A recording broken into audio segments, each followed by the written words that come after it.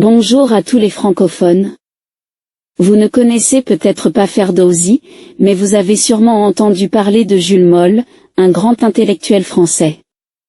Il a consacré plus de 30 ans de sa vie à étudier, rechercher et éditer le Shahnameh de Ferdowsi. Étant donné que le Shahnameh est une œuvre mondiale étonnante que vous n'aurez peut-être jamais l'occasion de lire, j'ai décidé de vous présenter un résumé de ce chef-d'œuvre littéraire en plusieurs vidéos en français. J'espère que cela retiendra votre attention. Partie 1. Je commence l'histoire au moment où Sam, le héros et commandant de l'armée iranienne, après avoir longtemps désiré un enfant, a enfin un fils. Mais quand il voit que le nouveau-né a tous les cheveux et poils blancs, il est profondément attristé et en colère. Il emporte le bébé au pied de la montagne Alborz et l'abandonne parmi les neiges et les rochers avant de rentrer chez lui. Le simorgue, qui volait dans le ciel pour chercher de la nourriture, aperçoit le bébé et l'emporte dans son nid au sommet du mont Damavand, pour en faire la proie de ses petits.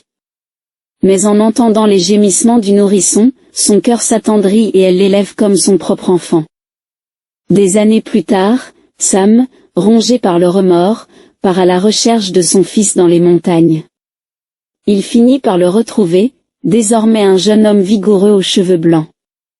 Au début, le jeune homme refuse de quitter le simorgue, mais celui-ci le persuade, en gage de promesse, lui donne une de ses plumes en disant « Chaque fois que tu auras besoin d'aide, jette cette plume dans le feu et je viendrai à ton secours. » Ce jeune homme, nommé Zal et plus tard surnommé Dastan, retourne auprès de son père.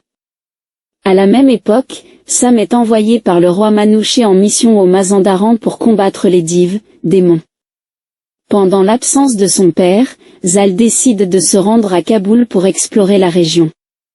À Kaboul, Zal rencontre Rudabeh, la fille de Merab, le seigneur de Kaboul, et tombe éperdument amoureux d'elle.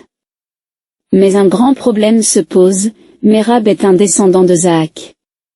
Le roi d'Iran ne permettra jamais que le fils de son commandant en chef épouse une descendante de Zahak. Mais qui est donc Zahak, au point que se marier avec ses descendants soit considéré comme une honte aux yeux du roi d'Iran? Mais qui est donc Zahak, au point que se marier avec ses descendants soit considéré comme une honte aux yeux du roi d'Iran?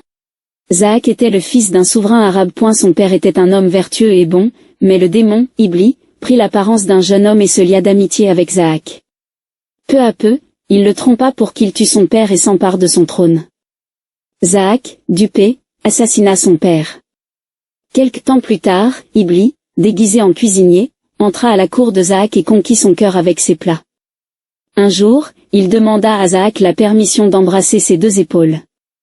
Lorsqu'il les embrassa, deux serpents noirs surgirent aux endroits où ses lèvres avaient touché la peau. Iblis disparut alors. Pris de panique, Zahak fit couper les serpents, mais ils repoussèrent, chaque fois avec plus de vigueur. Peu après, Iblis revint sous les traits d'un médecin et dit à Zahak: pour te protéger de ces serpents, tu dois donner chaque jour à chacun d'eux un cerveau humain de jeune homme pour les apaiser. Depuis ce jour, 2 jeunes hommes étaient tués quotidiennement, et leur cerveau servait de nourriture aux serpents sur les épaules de Zahak. La suite de l'histoire dans la prochaine partie.